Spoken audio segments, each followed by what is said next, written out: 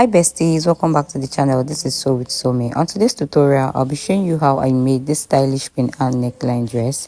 It has a long sleeve and it has a tie at the back. So if this is something you want to learn, do not forget to like, share and subscribe to the channel and on your post notification button so you get notified every single time I post a new video. So for this tutorial, I made use of 2 yards of Mikado fabric. And for the lace, I made use of 2 yards of chantilly lace. You can use any color of your choice. So we'll be drafting out on our pattern paper. Pattern paper, I've marked my starting line. From the starting line, I came down 9 inches for my chest line, 10 for my bust point, and 16 for my waist. Now on the shoulder line, I'm going to mark my shoulder measurement divided by 2, which is 15 divided by 2 give you 7.5. I marked that on the shoulder line and on the chest line. After marking that, I'm going to connect the 2 points together.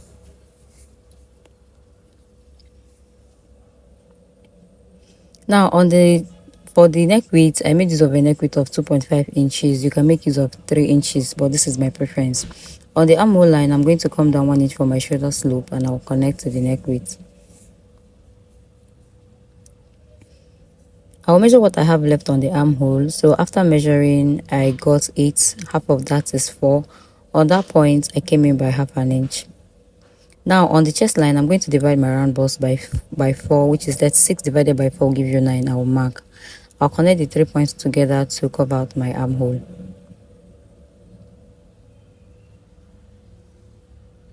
Now this is what we have. So the next thing now is I'll be imputing my nipple to nipple measurements. Mine is 9 divided by 2 give you 4.5. I mark that on the waistline and on the bust point, and I'll connect.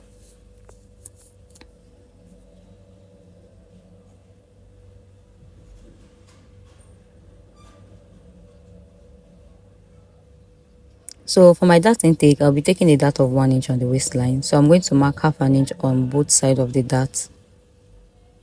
After that, I will connect it to my bust point this way.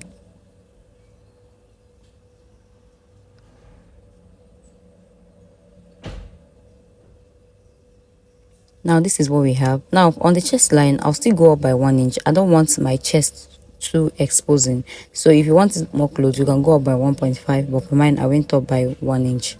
And I'll connect, I'll rule that out. On the armhole, I'm going to come in by 2 inches. This is how wide I want my pin and neckline to be. And I'll connect that to the neck width this way. So just watch carefully what I'm doing. So if you don't understand any parts, ask me any question on the comment section. So after that, this is what I have. The next thing is to impute my measurement. So on the bust line, I've already imputed my bust measurement. Now I'll be adding 1.5 inches for my stitching allowance. Now on the waistline, I'll add my waist measurements. I'll replace the 1 inch that we have on the waistline. I'll mark that. Then I'll add my 1.5 inches stitching allowance.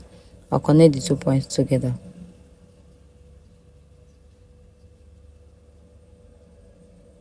So now this is what we have. So I'll be closing the dart on the waistline. So for my bust point, I'll come down 1 inch for my bust dart. So this is different between my front and the back. My front is 16 while my back is 15. I'll connect it to the nipple to nipple point this way. So on that 1 inch we came down, I'm going to take a dart of half an inch on both sides. So a dart of 1 inch, half an inch on both sides, and I'll connect it back to the nipple points this way.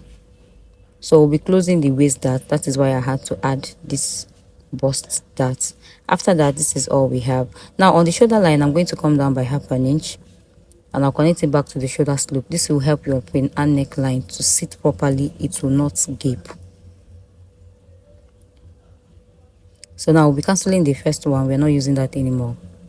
So that will be all for this pattern. The next thing we're going to do now is just to cut out every excess we have on the side. So guys, watch carefully the places I'm cutting, cut out the excess. And if you have watched up to this point and you've not subscribed to this amazing channel, what are you waiting for? Please, before we head back, hit that subscribe button. So just watch carefully the places I'm cutting. So now I'm going to separate the yoke.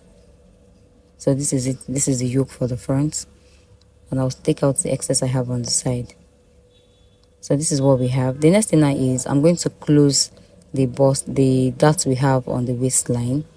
So do this part carefully. So I'm working with a carbon sheet, a carbon paper, so it's stronger than a brown paper. So at this point I was just doing it carefully to make sure I have what I need. So just take your time And if you notice, you see that it's not relaxed. So since it's not relaxed, this is the time for us to open our bust dart. So after opening this bust dart, you will notice that the pattern will now be flat. It will now rest well. So all I'm doing here is just adjusting it to make sure that everything looks perfect the way I want it to be. Like I said, just take your time. If you're using a brown paper, this part will be easy for you, but I'm using a carbon paper, so it's a bit harder than brown paper.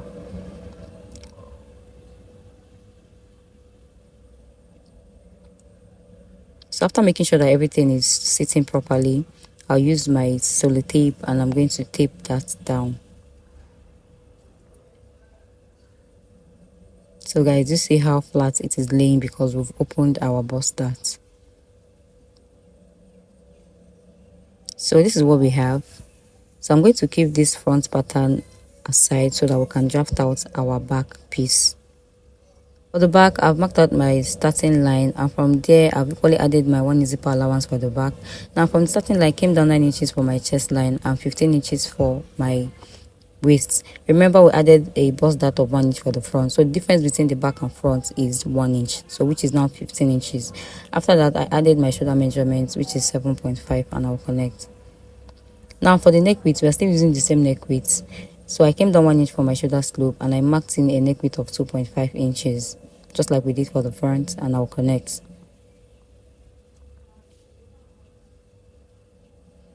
So after that, on the chest line, I'm dividing my round bust by 4. I'll mark and I'll add my stitching allowance. But before I do that, I'm just going to cover out my armhole. Now I'm going to add my stitching allowance of 1.5 inches. On the waistline, I'm going to divide my round waist by 4. I will mark. I'm not adding any dart to the back waistline. Then I'll add my stitching allowance and I'll connect. So this is what we have. Now I'll go to the zipper allowance side. For that, I'll mark my queen and neckline. Sorry guys. So from the armhole, I came in by 2 inches, just like we did for the front. From the armhole, I came in by 2 inches and I connected to the neck width. So this is exactly the same thing we did for the front piece. So now this is what I have. Now on the shoulder line, I'll come down 1/2 inch and I'll connect it back to the shoulder slope. This will help your pin and neckline to sit perfectly on the shoulder without gaping. Now I'll come to the zipper allowance. We'll be adjusting our zip. So from the waistline, I'm going to come in by 1/2 inch and I'll connect it back to the waist, to the bodice this way.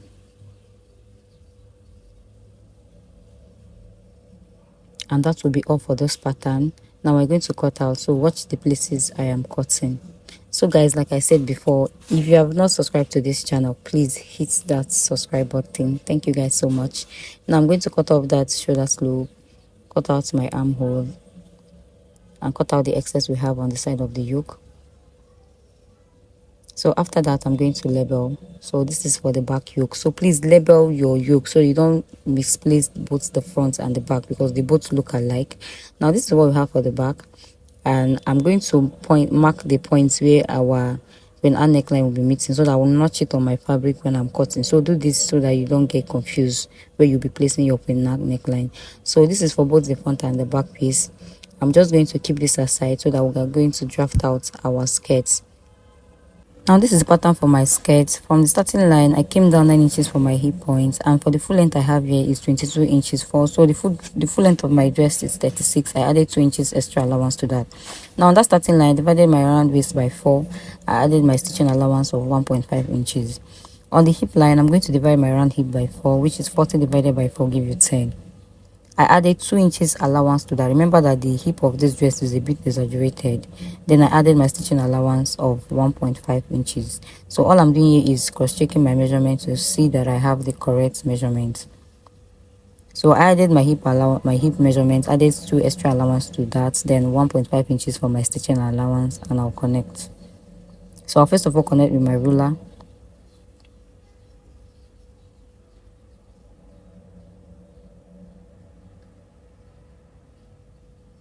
I'm going to use my hip curve to connect to the hip point.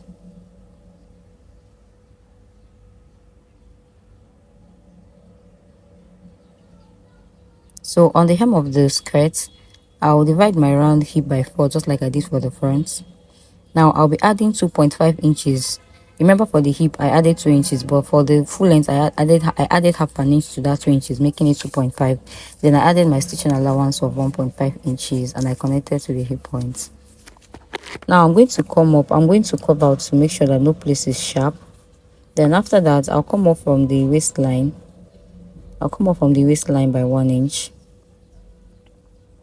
Now I'm going to connect it back to the full length of the skirt. So guys, if you want your skirt to be more exaggerated like the one we are working, you can add more allowance to the full length of the skirt, but I didn't want my looking all that exaggerated and sharp. That's why I left mine this way.